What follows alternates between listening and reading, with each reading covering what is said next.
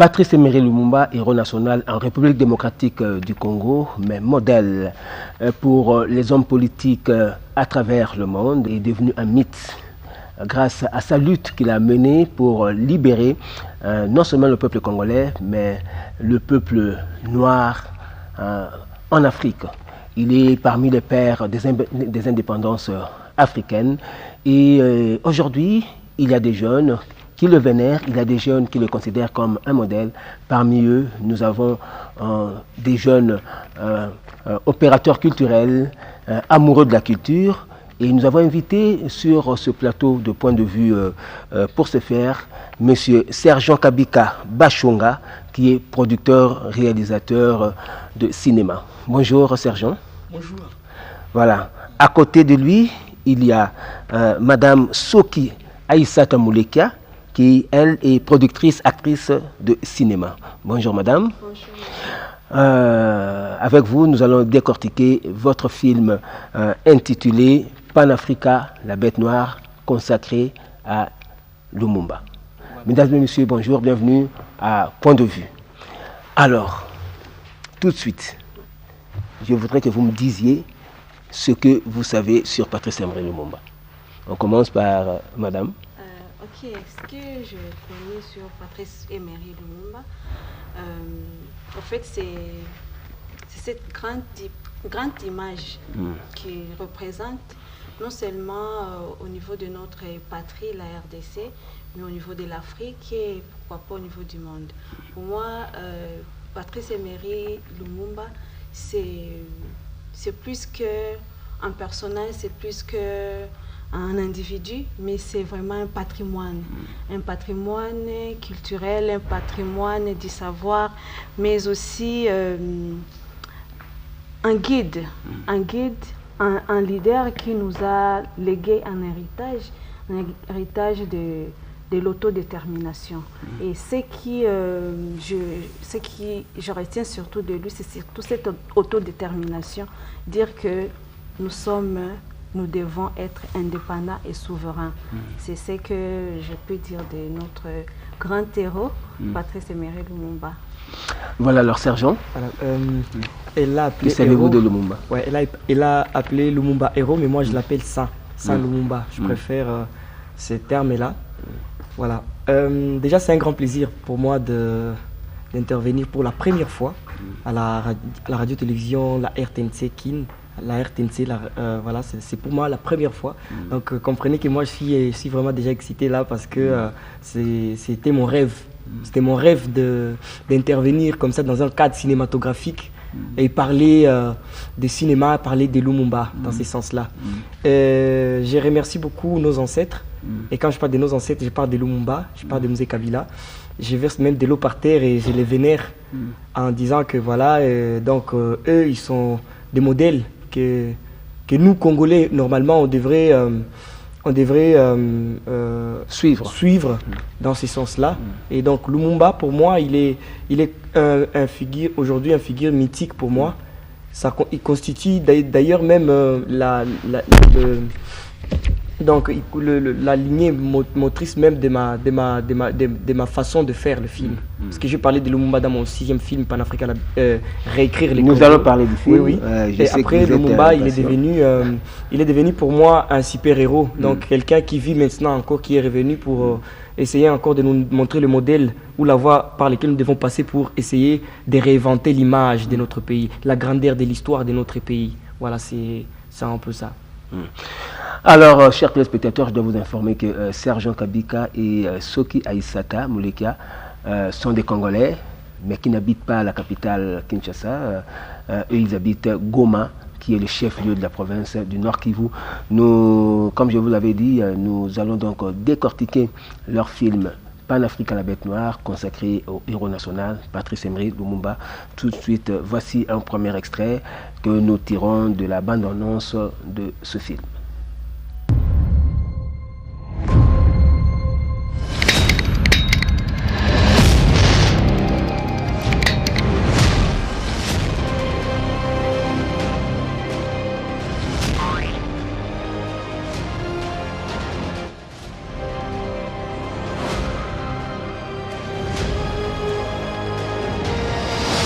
C'est après la mort de mon père que la rage de militer pour la restauration de la vérité, la liberté et la conscientisation de mes sœurs et frères afro-descendants a explosé.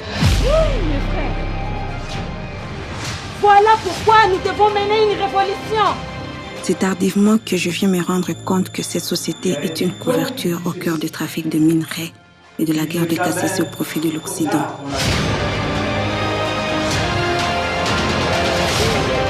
C'est entre la vie et la mort que j'ai compris que ce combat ne m'appartenait pas.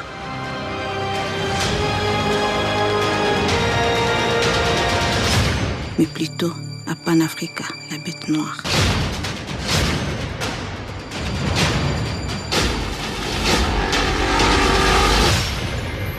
Je suis Lumumba.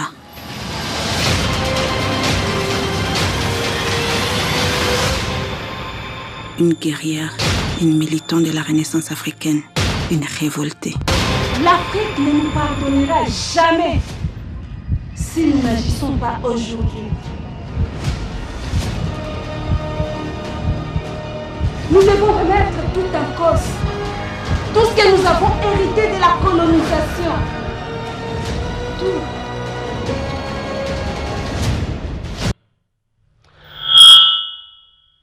Voilà, nous revenons donc sur le plateau après ce petit extrait. Alors, pourquoi Panafrica, la bête noire? Voilà. Pourquoi ce titre? Voilà la petite idée, hein, d'abord avant Panafrica, la bête noire. C'était comme une sorte de révélation que j'ai réussi de nos ancêtres. Donc, ils m'ont révélé qu'il fallait que je fasse le film. Je sais peut-être que les gens ne vont pas me croire parce que je ne suis pas pasteur. Mais déjà, en tant qu'artiste, on m'a révélé quoi. Il fallait que je fasse le film Panafrica. Alors, Panafrica, ça veut dire le panafricanisme. Oui, c'est-à-dire le retour à nos valeurs, le retour à l'Afrique, l'unité africaine et tout. Maintenant, la bête noire. Pourquoi c'est la bête noire? Lumumba, quand on était en train de lui mettre pression, Lumumba, pour la première fois, il va partir au Parlement, il va dire la vérité comme ça au peuple congolais. Il a dit, je viens aujourd'hui pour vous dire la vérité pour que vous compreniez un peu ce qui se passe réellement. Il a dit un mot, je suis la bête noire. Parce que je constitue un danger déjà, parce que je connais déjà le jeu que le colon, le système est en train d'utiliser pour nous asservir. Et moi, comme j'ai lu beaucoup Lumumba, je devrais comprendre un peu son niveau, sa dimension spirituelle par rapport à tout ce qu'il a été, quoi. J'ai compris que non, voilà, la bête noire, là, je devrais faire revenir ça dans le cinéma. Panafrica et la bête noire. Donc le panafricanisme, c'est la bête noire pour l'Occident. Pour l'Occident. Ça veut dire que ça fait peur à l'Occident. Ouais. Vous voyez un peu. Tous ceux qui combattent pour le nationalisme en Afrique, pour l'émergence du nationalisme en Afrique, en fait, constituent la bête noire pour les Occidentaux. Pour les Occidentaux. Et ça, c'est clair. Vous voyez un peu. Alors, voilà pourquoi on a constitué déjà, parce que moi, dans ma façon de faire de film, j'aime bien faire passer déjà mon message dans mes titres. C'est-à-dire que mon titre déjà porte un message ou porte un élément de débat. Je peux construire un débat et tout et tout. Voilà, et donc le panafricanisme, c'est déjà la bête noire pour l'Occident. Et ça se manifeste aujourd'hui, à travers tout ce qui se passe aujourd'hui. Vous voyez, il suffit seulement que je prenne position pour l'Afrique et moi je deviens sorcier, je deviens ennemi numéro 1 du système. Et le système, c'est qui? C'est déjà l'ensemble de ce qu'on a mis dans nos têtes, l'aliénation qu'on a mis dans nos têtes, quoi. Vous voyez, donc, la colonisation. Donc on ne dépend plus de nous-mêmes, même par réfléchir tout simplement. Voilà, c'est un peu ça. Ouais. Alors, mais je trouve qu'au lieu de choisir, dans le film, quoi, au lieu de choisir comme personnage, hein, disons, un homme pour incarner Lumumba, vous avez choisi une femme. Pourquoi vous avez préféré que Lumumba soit incarné par une femme dans votre film? Ah, voilà. Déjà, elle va dire ce que ça l'a fait, mais avant moi, mais évidemment, c'est vous que je peux d'accord. Parce que c'est vous, le producteur et le réalisateur. Je reviendrai sur lui pour qu'elle puisse nous parler un peu comment elle se sentait, comment elle se sent vous savez, en incarnant le déjà, c'est pas la première fois. Je l'ai fait dans mon 6e film encore, mais c'était c'était une femme et une enfant qui incarnaient Lumumba encore une fois. Pour moi, aujourd'hui, Lumumba, c'est une femme. Voilà. Lumumba, c'est une femme. C'est-à-dire quoi? Pour que le pays, notre Congo, Kama, donc Congo Katiopa, comme on l'a appelé en Égypte, puisse se développer, puisse arriver à ce niveau d'émergence, enfin, de donner au monde, parce que nous avons aujourd'hui la responsabilité de donner au monde, de civiliser le monde aujourd'hui. Et ça va commencer au Congo. Donc nous avons la responsabilité de civiliser le monde. Mais je sais qu'il y a des gens peut-être qui disent, mais comment on va civiliser le monde, pourtant nous-mêmes on n'est pas encore civilisés. Non, nous sommes civilisés, nos ancêtres ont été civilisés. Et je ne comprends pas aujourd'hui comment des médias déjà peuvent commencer à promouvoir la pédophilie, l'homosexualité et tout le reste. On commence à le monter dans des films, voilà, ce sont des valeurs et tout. Vous voyez, c'est pas normal. Je ne comprends pas aujourd'hui comment... pourtant ce sont des antivaleurs. Des antivaleurs. Je ne comprends pas comment aujourd'hui un État peut se permettre de créer, dire par exemple au Congo, nous avons un projet de créer une bombe atomique, le nucléaire. Pour quelle fin? Pour aller tuer les gens, les autres, et puis on s'est dit nous sommes puissants. Ça, ce n'est pas être civilisé. Vous voyez un peu? Alors, Lumumba aujourd'hui, il est revenu... Être civilisé, c'est respecter la vie humaine. C'est respecter la vie humaine, c'est respecter les Ubuntu. Vous êtes là parce que moi je suis. Vous voyez un peu? Alors, c'est ça être civilisé. Et c'est ça la responsabilité que l'Afrique a aujourd'hui. Parce que demain, quand l'Afrique va prendre conscience et que nous allons devenir un seul État, nous allons bloquer toutes les matières premières qui sont en train de leur permettre peut-être de faire des bombes nucléaires pour aller tuer les gens partout dans le monde. Et nous, on va le faire, vous voyez un peu. Mais on n'est pas encore à ce niveau. Mais dans nos cinémas que nous faisons, on commence déjà à réinventer cette utopie-là. Voilà. Donc Lumumba, aujourd'hui, c'est une femme. Une femme qui est... Donc Lumumba est revenu parce qu'en Afrique, nos anciens, nos morts ne partent pas, ils reviennent toujours. Il est revenu dans une femme. Donc c'était pour moi une façon d'interpeller la femme congolaise, la femme africaine que... Quand la femme africaine... Lumumba s'est réincarné dans une femme. Oui, Lumumba s'est réincarné dans une femme et elle est dans et il est dans chaque femme, dans le cœur de chaque femme au Congo et en Afrique. Mais des femmes qui sont conscientes par rapport à ça. Okay. Donc voilà, c'était pour moi une façon de montrer que non, quand la femme africaine prendra conscience, quand elle va arrêter de mettre les cabellos sur sa tête, quand elle va arrêter de penser que la beauté c'est seulement ce qu'elle voit dans la télévision, là franchement je vous assure, nous allons développer ces pays. Et moi je suis conscient que la libération définitive du Congo Katiopa, des Kama, de l'Afrique, ça va passer par une femme. Et donc... parce que j'explique quelque chose, permettez. Déjà, quand vous voyez les bandits, les pasteurs bandits, hein, il faut que je le dise, hein, parce que quand ils trompent les gens, les personnes qui sont les premiers à se courber par rapport à ces banditismes-là, ce sont des femmes. Elles sont trop sensibles. Et spirituellement, en Afrique, ça se comprend parce que pour l'Afrique, pour l'Africain, Dieu, c'est une femme. Vous voyez un peu, le matriarcat, c'est ça l'Afrique. Donc Dieu, c'est une femme. Donc le cœur de la femme africaine, elle est vraiment, je dirais... trop spirituel au point que même l'homme blanc il a compris ça et c'est par la femme qu'il est passé pour commencer à détruire. Et aujourd'hui on investit des millions d'argent pour continuer à rendre la femme africaine débile. C'est-à-dire on lui dit bon, parité. Si on a besoin de la parité, la femme africaine n'a pas besoin de la parité. La femme africaine elle a déjà sa place. La femme africaine c'est une déesse, c'est une reine. Chaque homme africain conscient il se met devant sa mère, il s'agenouille devant sa mère et dit maman donne-moi ta bénédiction. Moi, je suis témoin. Ma mère, elle est partie. Honneur à son nom. Que son âme vive éternellement, pour ne pas dire que son âme repose en paix. Que son âme puisse vivre éternellement et que ça continue à nous éclairer. Bon, c'est une femme qui, pour moi, c'est une déesse. Vous voyez un peu. Donc, c'est ça la femme africaine, normalement. Mais la femme africaine n'est pas consciente de ça. Pourquoi? Parce que pendant plus de 5000 ans, on a montré à la femme africaine qu'elle doit chercher la parité et les faibles et les je ne sais pas. Non, ce n'est pas ça. Donc aujourd'hui, mon combat aussi est dans cette dimension-là, Lumumba, dans une femme. Et même dans le film Réécrire le Congo, je l'ai encore fait. Et je vais encore le faire dans mon prochain projet. Le titre, je vais le donner toujours. Donc dans mon prochain projet, Lumumba, il est toujours là. Et c'est dans une femme. Pour moi, Lumumba, c'est une femme aujourd'hui. Donc en fait, dans ce film-là, vous voulez également revaloriser la femme africaine? S'il vous plaît, la femme africaine n'a pas besoin d'être revalorisée. Quand déjà elle est femme africaine, elle a déjà sa place. Au vu de tout ce que nous avons ramassé de la colonisation, vous avez parlé d'une femme qui se veut émancipée selon l'Occident. Déjà, quand elle réclame la parité, c'est selon l'Occident. Ouais. Pourtant, elle a sa place au foyer en tant que gardienne du foyer, ça peut lui suffire. Et ça, ce n'est pas, attendez, hein, ça, ce n'est pas rien. Ce n'est pas rien, vous voyez. Parce qu'une femme qui est capable de gérer déjà une famille, comment elle ne peut pas être capable de gérer tout un pays? Mais c'est ce que je dis. Donc... Jamais vous n'allez voir une femme voler de l'argent. Jamais. Une femme ne peut pas faire ça. Et ça, si elle le fait, donc c'est déjà une femme émancipée. C'est déjà une femme qui a atteint ce degré-là d'émancipation. Ouais. Elle vole de l'argent. Mais une femme africaine, franchement, ne peut pas voler de l'argent. Okay. Et même si elle volait de l'argent, je vais placer quelque chose. Cet même argent, elle va encore l'utiliser pour les enfants. Ouais. Dans la maison, vous laissez $20 à la maison. Après, la femme utilise. Vous avez dit, bon, je vais acheter pour $20, mais elle trouve que, ah non, non, non, non. Ces $20 là, demain encore, je ne sais pas si mon mari va trouver de l'argent et tout. Je réserve ces $5.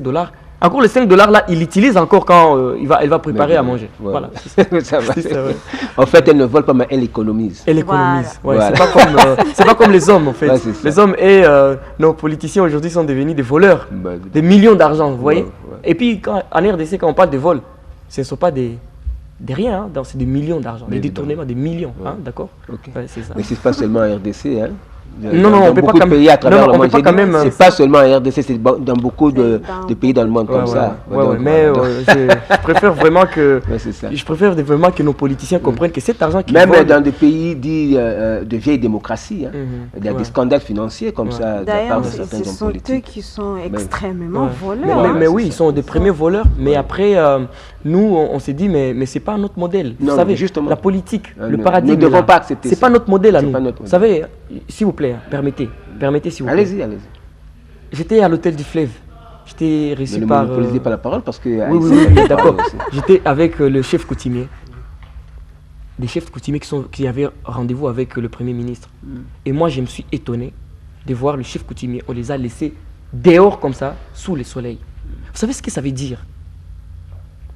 Le Congo ne se développera jamais quand les gens entrent avec des 4x4 trop bien luxueux et tout. Ils sont en train de passer à côté des chefs coutumiers, les gardiens de pouvoir, ceux qui portent la peau du léopard. Ce n'est pas pour rien sur nos cachets, mais léopard.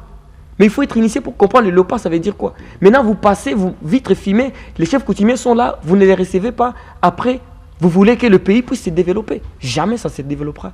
Parce que les chefs coutumiers, on n'a pas encore valorisé leur place. Pourtant, c'est eux qui sont les propriétaires du sol et du sous-sol. Okay. Voilà, c'est ce que je voulais mettre là-dessus. Ouais. Merci beaucoup, chers téléspectateurs. Nous sommes d'un point de vue mode culture. Donc là, c'est le point de vue de Sergent Kabika, qui est producteur-réalisateur, concernant la femme, concernant nos valeurs traditionnelles, à travers le film Pan-Africa, La Bête Noire, où on parle de Lumumba, Lumumba qui doit être, qui est d'ailleurs un modèle, une référence pour l'Afrique et le monde. Alors, nous allons nous tourner vers Aïssata. Oui. Aïssata, comment vous avez vécu lors du tournage cette réincarnation de Lumumba en vous? Ok, avant même de parler du tournage, parce qu'il y a l'avant-tournage, le pré-tournage, avant que je ne sois recrutée comme actrice qui devrait incarner ce rôle de Lumumba, ma réaction tout au départ était celui d'abord d'étonnement, mais aussi un refus. Parce que moi j'imaginais que M. Bachonga veut me mettre dans une aventure là, peut-être ridicule. Hein. Moi je suis fière et je m'assume en tant que femme, parce que déjà au départ, je suis une activiste de la Renaissance africaine et du panafricanisme. Et moi, je comprends ce qu'est la femme et sa place. Mais dire que je veux prendre le rôle de Lumumba, peut-être être habillée, maquillée en homme, je ne sais pas, en costume, tout ça, changer un peu de quoi. J'ai dit ça. Changer votre look de femme. Changer le look de femme, j'ai dit non, moi je ne voudrais pas. Alors quand il m'a rassuré qu'il ne sera pas question de changer, que c'est Lumumba au féminin, je dis, ah tiens, là, ça commence à venir, c'est quelque chose qui m'intéresse. Et du coup, j'ai compris, ça m'a parlé, parce que je me suis dit, Lumumba, c'est un esprit, il est androgyne. Donc, dès lors qu'il est parti, on a cru qu'on a tué Lumumba, mais 1000 Lumumba sont nés. Et comme 1000 Lumumba sont nés, ce sont des hommes et des femmes. Donc, je peux bien porter le message de Lumumba avec beaucoup de pertinence, sachant que cet esprit n'a plus je veux dire, de sexe, que ce soit un homme ou femme. Tout le monde est Lumumba. Donc, nous pouvons bien porter Lumumba. Et maintenant, pendant l'aventure du tournage, je dois l'avouer que c'était ma première fois de faire le cinéma. Ça encore, donc, il y a une école.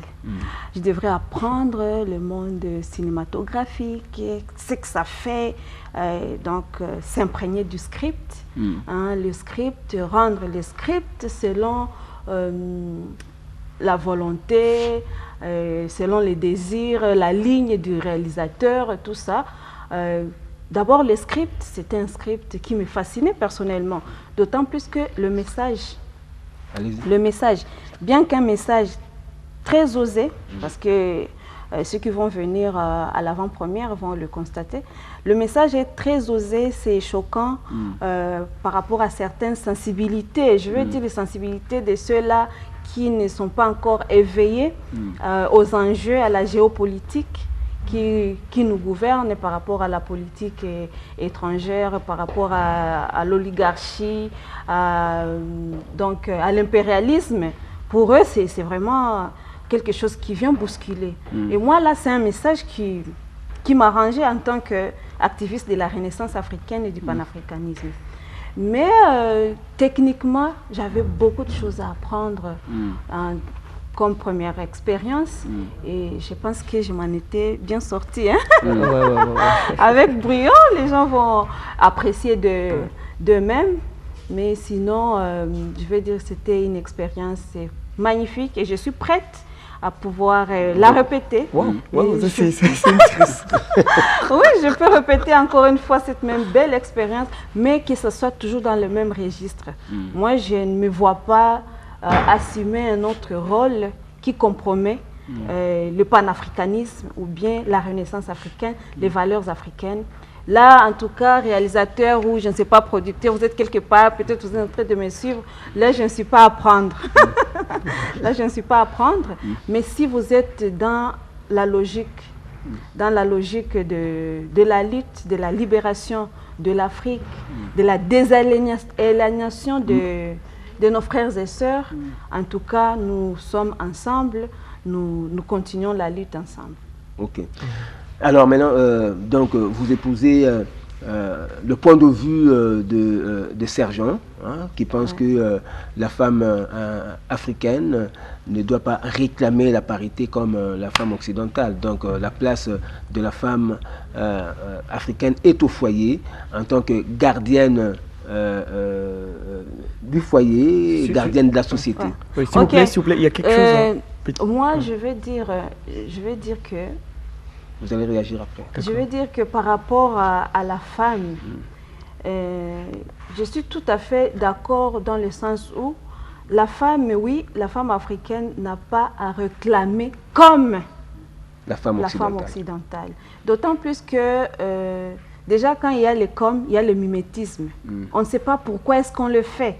Donc c'est juste par le fait de copier-coller. Quand on fait les copier-coller, c'est puisque on n'a pas c'est en quoi on croit soi-même. Et pour la femme africaine, normalement, elle n'a pas à revendiquer la parité, mais elle n'a qu'à s'éveiller à ce qu'elle est. Donc, elle n'a qu'à prendre conscience de ce qu'elle est par rapport même à l'histoire, avoir les considérations de la femme dans l'histoire, dans notre histoire, avant même la colonisation ou l'esclavage. Parce que si vous voyez, si nous retournons dans l'histoire, depuis l'époque des pharaons, il y a eu même des pharaons femmes. Il y a eu des grandes figures. Donc pour dire que normalement, dans nos mœurs et traditions africaines, la femme avait une place supérieure. Donc quand je suis une femme africaine, je n'ai pas à revendiquer. Quand je reconnais vraiment quelles sont nos valeurs. Je n'ai pas à revendiquer la parité, puisque la parité devient minime par rapport à la place qu'on réservait à la femme. Parce que la femme, il y avait une certaine sacralité qui accompagnait la femme. Elle était vénérée. Alors, une fois que je suis vénérée, je ne vois pas en quoi est-ce que je veux vouloir à ce que je sois rabaissée encore au niveau de l'homme qu'on ne vénérait pas. Donc, pour nous, la parité n'a pas de place parce que il suffit, maintenant, je crois, nous sommes dans la démarche de pouvoir éveiller et libérer ces messages pour que les gens comprennent que l'histoire nous enseigne mieux sur ce qu'est la place de la femme dans nos sociétés. Parce que ce soit au niveau du foyer, que ce soit dans la gouvernance, même nos rois, tout ça, il y a des questions qui étaient très difficiles et pour décider, il fallait seulement la dernière parole. Parfois, revenait à la femme. On appelait au niveau du Barza. Oui. Quand toutes les choses devenaient difficiles, il n'y avait pas de réponse. Et on doit partir sur la décision que cette femme aura libérée. Vous comprenez que la parité est moindre que ce que nous sommes en tant que femmes africaines. Ouais, chez nous, l'Afrique nous renseigne qu'il y a eu des femmes qui ont dirigé les armées, par exemple les Amazones de Guinée. Il y a eu des femmes qui ont dirigé les royaumes. Par contre, en Occident, ce sont chez eux que la femme était instrumentalisée. Elles ont réclamé les droits de vote et tout ça, parce que la femme chez eux n'était pas considérée. Mais chez nous, l'homme africain a toujours vénéré sa femme comme sa mère, comme son épouse, comme sa fille, quelque chose d'extrêmement vénérable et de sacré. D'ailleurs, plus proche de nous, chez nous ici au Royaume Congo, nous avons connu Kimpavita, qui a été la première femme à résister aux envahisseurs, c'est-à-dire à mener, à diriger la résistance contre les envahisseurs. Voilà, donc, voilà. Alors, vous allez ajouter? Oui. Là-dessus, vous avez parlé de la place de la femme et se trouve au foyer. C'est là que je voulais un peu marteler quelque chose. Hein. Donc, ce n'est pas dans cette optique-là, au fait. Vous savez, la femme... Bon, vous savez, le problème avec les histoires de parité et tout, ça amène à la femme de penser qu'elle va prendre la place de l'homme. Vous voyez un peu? Ou elle va égaler l'homme. Elle va égaler l'homme. Vous êtes à la maison, la femme travaille de l'autre côté, vous êtes de l'autre côté. Après, la femme, elle arrive, mais chérie, je suis très fatiguée, là, je ne peux pas faire quelque chose et tout. Toi, si tu peux le faire, non? On est dans le... Ça ne passe pas comme ça, vous voyez? Ça ne se passe pas comme ça.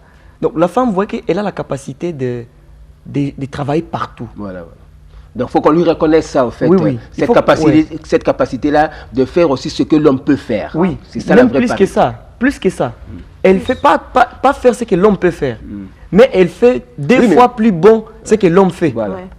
Parce qu'au foyer, elle est superbe et au travail, elle est aussi superbe. Maintenant, ce qui est seulement là, c'est quoi? C'est que la femme comprenne d'abord qu'elle est une déesse, vous voyez, et elle doit se rassurer que tout marche bien. Et les hommes aussi, nous avons maintenant le devoir d'aller nous agenouiller devant nos femmes. Nous agenouiller? Mais bien sûr. Pourquoi? C'est la culture, c'est l'Afrique. Moi, je vous dis, c'est l'Afrique. Quand l'homme s'agenouille devant la femme, il ne perd pas son autorité en tant que chef de la famille? Il n'a pas besoin. Vous savez, le problème avec ce qu'on nous a mais ça aussi, parce que n'oublions pas que Dieu a fait de l'homme le chef de la femme.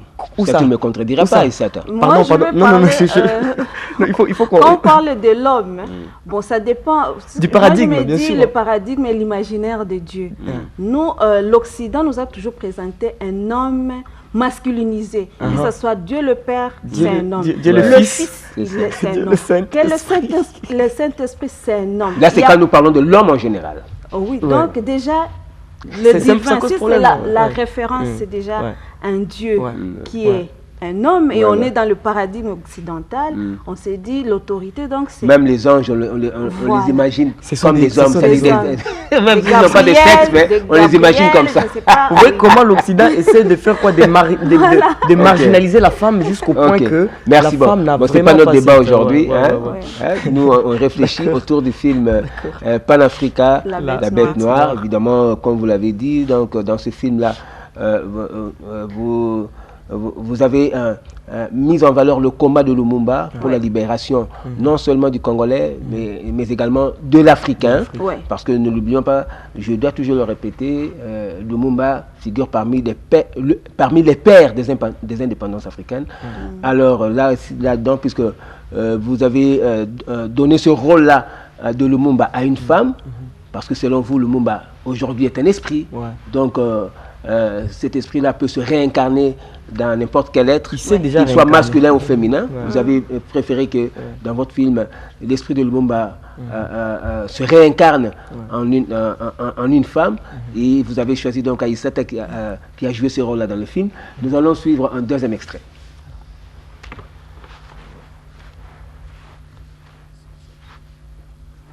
Kemété, Afrique à la terre-mère. Le cinéma africain apporte son pyramide à travers le film Pan-Africa la bête noire, du réalisateur congolais Sergent Kabika Bashonga. Dans un récit dramatique mélangé à la passion, Oh mon Dieu! Cette fois, je ne saurais pas l'admettre. de l'amour à la trahison, Je veux que tu me donnes ma chance. Je t'aime. du crime à la manipulation, Il est mort. Donc ça veut dire que tu es au courant de l'attaque de forces gouvernementales. Explora, c'est une société avec ses partenaires, les multinationales. Ils ne font que du mal. conscientisation à la révolution, L'Afrique doit être délivrée de ces fausses croyances, qui la perdent, la déshumanisent, la soumettent à la force suprématie blanche et au-delà, à l'exploitation abusive de ses ressources naturelles. Lumumba est ramené à la vie, traverse dans l'au-delà avec Pan-Africa, une déesse, incarnant des valeureux héros de l'histoire et de la renaissance africaine et du panafricanisme, dans le but de lui confier une mission d'éveil de conscience. Réussira-t-elle face à la manipulation de Chitani? Découvrez la réponse en suivant l'intégralité de ce film en avant-première, le 26 février 2021 à Kinshasa en RDC, à l'occasion de la commémoration de la balkanisation de l'Afrique à Berlin. Pan-Africa la bête noire, un film panafricain qui prône la renaissance de l'Afrique. Alors, parlons un peu de la renaissance de l'Afrique. Comment vous concevez-vous la renaissance de l'Afrique? Comment l'Afrique doit-elle renaître? Que doivent faire les Africains pour enfin s'affirmer en tant qu'être indépendant, capable de se diriger eux-mêmes, capable de prendre des décisions pour leur avenir?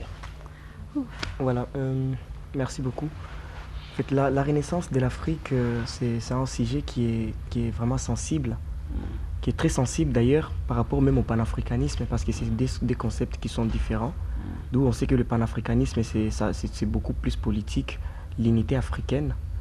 Et la renaissance africaine, là, c'est beaucoup plus... Vous ne pensez pas que ce n'est pas seulement politique, mais c'est aussi socioculturel? Socioculturel. Non, le panafricanisme est englobant. Englobant, c'est Englobant, ce que je veux. Vraiment englobant. Ouais, il faut ouvrir ça. C'est un concept globalisant. Ouais. Tout à fait. Ouais. Maintenant, la renaissance africaine, c'est-à-dire, c'est cette démarche-là où nous devons retourner à nos valeurs culturelles. Donc, avant, c'est-à-dire quoi? Avant qu'on puisse faire le premier pas, avant qu'on puisse arriver même au panafricanisme, s'il faut dire, il faut d'abord renaître de nouveau. Renaître, ça veut dire quoi? Je considère Faire un retour aux sources, retour aux à nos sources. sources. Vous voyez, je viens, je me mets dans l'eau. Après, je me lève encore. Et là, je renais de nouveau. Et là, cette eau, c'est quoi? C'est la tradition africaine. C'est cette spiritualité africaine dans le vrai sens du terme. C'est cette considération à nos valeurs culturelles ou nos humanités classiques, comme tout ce qu'on a importé en Occident et on le met dans des vitres, tu vois. Et ils ont gardé notre richesse. Après, nous, on est ici, on n'a rien. Vous voyez un peu? Cette renaissance-là, c'est ça notre concept à nous. Et ce travail-là va passer par beaucoup des éléments, c'est-à-dire déjà le cinéma. Vous savez, le cinéma est toujours politique. On ne l'a jamais compris. Mes collègues à moi au Congo ici, ils ne l'ont jamais compris. Que ce soit ceux-là qui travaillent à l'Occident ou des producteurs qui sont à l'Occident qui viennent réaliser ici des films. Et moi, ça me fait très mal. Vous voyez? Quand je vois que dans nos films, on ne considère pas cette dimension-là des choses, on préfère copier. On préfère ne pas prendre en considération le petit détail, là, les cabellos qui sont dans le film, la beauté dans le film, les images dans le film. On ne sait pas considérer ça. Alors nous, avec notre petit budget, nos petits moyens, nous essayons de faire renaître l'Afrique à travers nos films pour créer l'utopie. c'est-à-dire créer un modèle pour la population congolaise et africaine. Créer l'utopie, vous avez dit? Oui, créer l'utopie. Vous savez, l'utopie, c'est un rêve irréalisable. Voilà. Mais oui, très bien. Dans quel sens? Pour réveiller les sens, pour réveiller la conscience, plutôt. Oui, je suis en train d'appeler ça utopie. Pourquoi? Parce qu'aujourd'hui, quand tu dis à un Congolais que le Congo sera le pays qui va diriger le monde demain, qu'est-ce qu'il va te dire? Ta tête n'est pas normale. Il ne comprend pas. Oui, mais celui qui pense comme ça, c'est un Congolais qui ne croit pas, c'est la comment dirais-je, aux valeurs de notre pays. C'est ça, nos valeurs traditionnelles qui constituent une force. Et c'est ça le problème de fond. Décoller, en fait. Et c'est ça le problème de fond. C'est ça le problème de fond. Parce que quand on sait que c'est impossible, quand déjà tout le monde sait que non, nous c'est la guerre, nous il y a ça, nous c'est le problème. Non, le Congo, il n'y a pas que seulement des problèmes. Oui, mais justement, voyez donc, c'est à vous, votre rôle à travers votre art, le cinéma, de pouvoir réveiller les consciences, de pouvoir donner cette force mentale aux Congolais, de croire que par nous-mêmes, nous pouvons décoller parce que nous avons tout ce qu'il faut, nous avons l'intelligence, nous avons la compétence, nous avons des richesses, disons des ressources que nous pouvons transformer en richesse pour décoller. Au lieu de parler de l'utopie, ne pensez-vous pas? Donc voilà, parce que moi dans mes films, voilà, j'essaie de faire quoi? J'ai dit par exemple dans mes films, pour moi, mon concept à moi, le Congolais, il est fort. Le Congolais, il est grand. Vous voyez un peu, le Congolais, il a la responsabilité de sauver le monde demain, de civiliser le monde demain. Vous voyez un peu pourquoi? Parce que l'histoire même les dit, Congo Katiopa, les hommes léopards.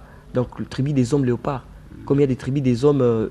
donc, les tribus des hommes léopards, c'est nous. Vous voyez un peu. Et nous, dans l'histoire de l'Afrique, on constituait la base même on était des guides même de l'humanité. Voilà. Et c'est ça notre responsabilité que nous avons. Donc, le Congolais doit comprendre ça. Et voilà, cette renaissance africaine, ça va passer par aussi, pour moi, ça va passer par le cinéma. Ça va passer vraiment par le cinéma, par la culture. Pour véhiculer le message.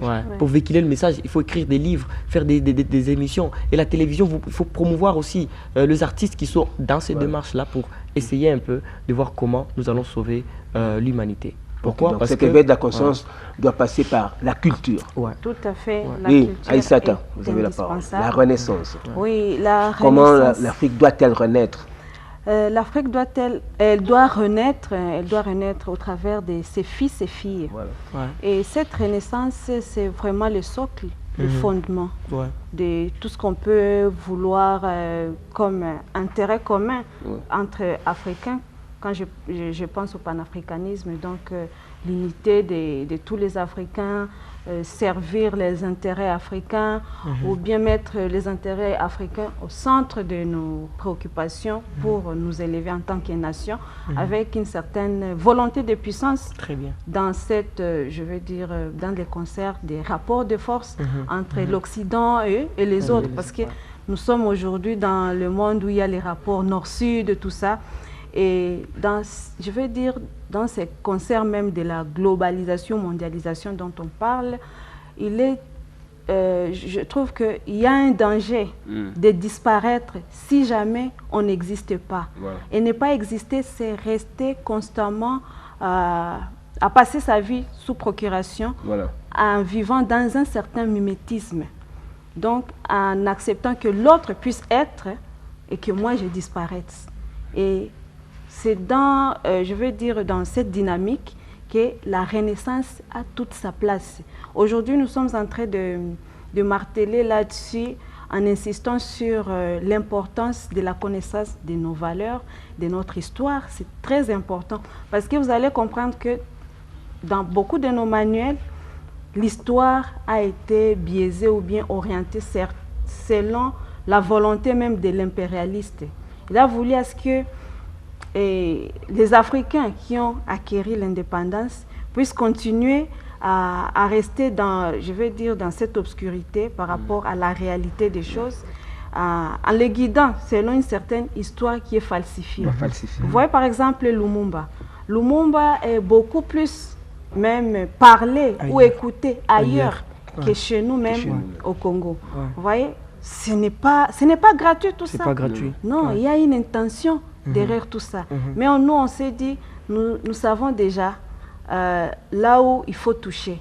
Donc l'histoire est commencée à réparer les erreurs qu'on nous a toujours fait gober depuis que nous étions à l'école maternelle.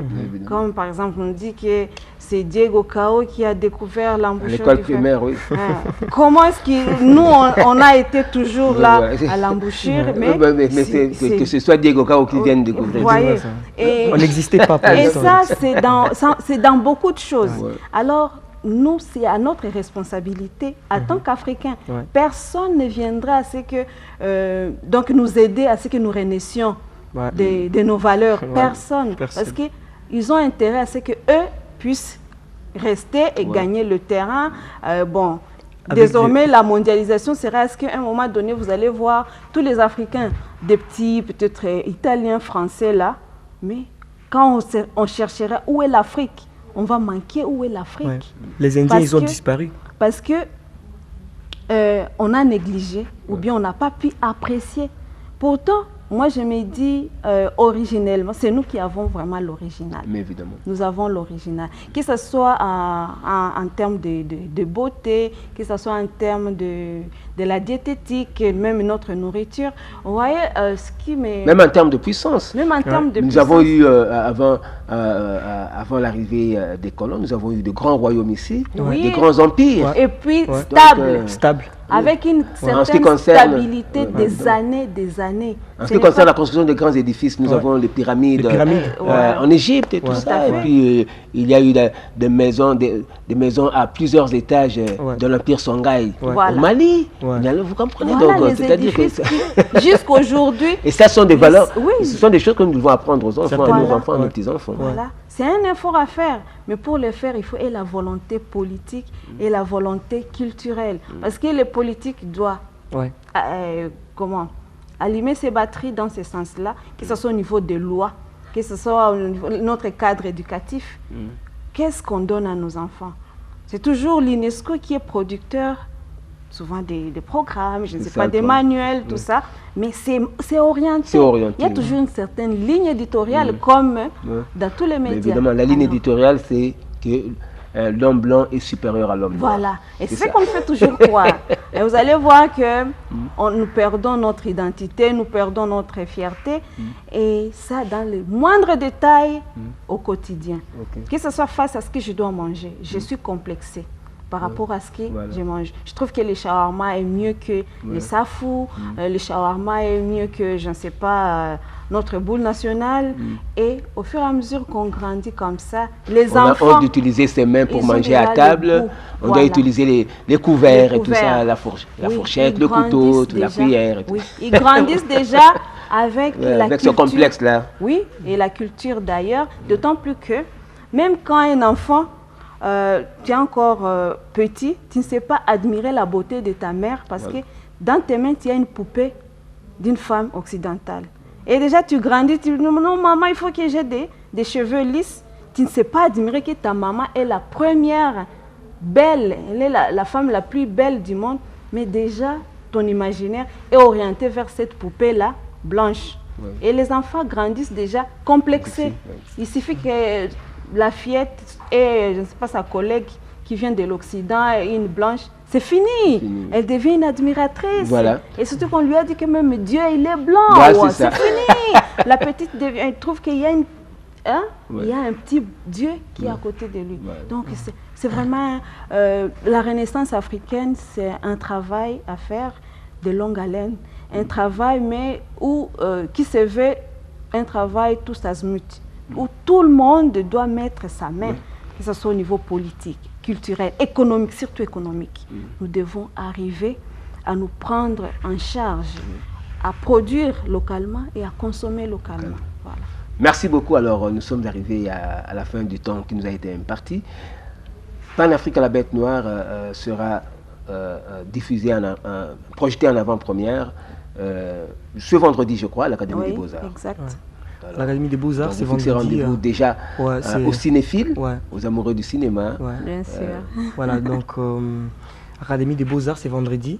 Donc on sera là pour relancer. C'est vendredi 26 février. 26 février à 17h, 17h juste. Voilà, ça sera une très bonne occasion de voir maintenant le travail que nous avons effectué. Et je vais marteler sur ça. avec nos moyens des bords. On n'a pas eu l'argent de l'extérieur, un financement d'une organisation internationale et tout, mais c'est un financement des gens qui sont conscients, des gens qui ont compris déjà l'importance de ces combats. Ubuntu Panafrica, Vayanègre, Yolé Africa, qui est d'ailleurs une grande institution qui essaye un peu de booster la jeunesse pour leur permettre de les donner des petits moyens, des matériels et tout pour essayer un peu de travailler.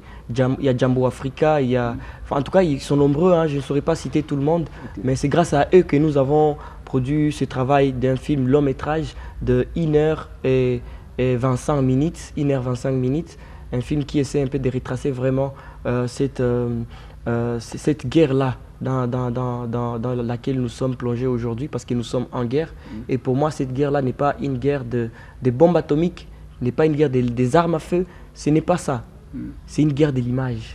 L'image, la force, la volonté de puissance, il a parlé de ça. C'est ça la guerre dans laquelle nous sommes. Aujourd'hui, l'Occident, les États-Unis, dans leurs films, on dit les États-Unis ne négocient pas avec les terroristes. L'Américain n'échoue jamais. L'Américain, il est grand. Ça. Vous voyez un peu, c'est ça. Un Américain peut terminer tous les camps Kokolo et tout. Vous voyez? Mais nous avons... On met dans la tête des plus Américains que l'Amérique est la première puissance du monde. C'est ce que nous devons faire également. Mais vous allez comprendre que nous, au Congo, notre armée, ça fait plus de 30 ans qu'il est sur la ligne des fronts. Plus de 30 ans. Vous voyez un peu? Qui en parle? C'est à cause d'une guerre qui nous est imposée. Voilà. Personne ne veut parler de notre armée. Voilà, donc merci beaucoup. Alors, c'est un peu ça. Qu'est-ce que vous pouvez dire avant que nous puissions... Moi, j'en appelle à tous les Kinois, d'ailleurs toute la République, ceux-là qui nous suivent, en ce moment, que l'avant-première, c'est déjà ce 26. C'est vendredi 26 février. Donc, c'est à 17h. 2 jours nous séparent du jour J. C'est à 17h à l'Académie des Beaux-Arts. Venez. C'est une journée spéciale. Oui, venez. C'est une journée spéciale parce que c'est le 136e anniversaire de la balkanisation de l'Afrique à la conférence de Berlin. Voilà. En 1885. Voilà. Donc, venez découvrir Panafrique à la bête noire sur le grand écran, l'écran à l'Académie des Beaux-Arts. Vous ne serez pas déçus. Je crois que ce film va vous apporter un message qui va rester dans vos mémoires et pour des générations futures. Parce que Lumumba, il est déjà là et Lumumba continue à agir. Il est plus que jamais important de le croire encore aujourd'hui pour que nous assumions vraiment notre indépendance et surtout que déjà d'ici là, en juin, ces reliques vont être chez nous. Voilà. C'est en guise de lui rendre aussi hommage, parce que j'ai la chair de poule quand je parlais de Lumumba. Surtout que vous l'avez incarné dans le film. Merci beaucoup. Alors, c'est quoi le contact pour la réservation? Voilà, pour réserver votre billet, parce que nous avons fait des invitations, les invitations qui sont réservées au cadre politique, du pays, parce qu'on voulait vraiment qu'il soit aussi là comme le président de la République. Il est maintenant président aujourd'hui de l'Union africaine. Nous sommes en train d'ailleurs, je dois vous le rappeler, chers téléspectateurs, le mandat du chef d'État à la tête de l'Union africaine est placé sous la promotion de la culture. Ah, très bien. La culture, la culture qui doit servir de socle pour le développement de la nation, parce que c'est dans la culture qu'on forme l'homme, l'homme qui est le premier acteur de développement. Voilà, donc c'est ça, vous voyez déjà que ça colle. Mais nous, on a fait le film, on n'a pas fait ça parce que le président devrait être président de l'Union africaine. Nous, c'était comme des coïncidences, ça vient de l'Est et tout. Après on est à Kin, et donc on a même écrit à la présidence de la République par rapport au lancement officiel. Nous espérons en tout cas qu'ils seront là. Et nous allons donner des invitations aussi à d'autres personnalités politiques qui trouvent intérêt de venir soutenir l'Afrique, de venir réfléchir autour de l'Afrique. Mais pour ceux-là qui n'ont pas des invitations, vous pouvez nous contacter au plus 243 97 75 14 327. Après, ils peuvent aussi nous écrire sur negrefilmafrique@gmail.com. Après, voilà, nous allons leur envoyer des billets, mais il y aura aussi des billets à la porte ce jour-là pour ceux-là qui voudront payer ça directement là-bas. Voilà. Merci beaucoup, merci à vous, Sergent, Kabika Bashonga, merci à vous également, Sokia Issata Moulekia. Je rappelle que vous, Sergent Kabika, vous êtes producteur-réalisateur et Madame Sokia Issata Moulekia, vous êtes, vous, productrice, actrice de cinéma. Rendez-vous donc est pris pour le vendredi 26 février à 17h pour l'avant-première du film Panafrica, la bête noire, qui met en valeur le combat de Lumumba pour la libération non seulement du Congolais, mais également de l'Africain. Donc rendez-vous est pris ce vendredi à partir de 17h à l'Académie des Beaux-Arts pour suivre, comme l'a dit tout à l'heure, sur écran géant, l'avant-première du film Panafrica, la bête noire. Merci à vous, chers téléspectateurs, d'avoir bien voulu nous accorder votre attention. Nous allons nous retrouver donc la prochaine fois pour un autre numéro de Point de vue Mode Culture.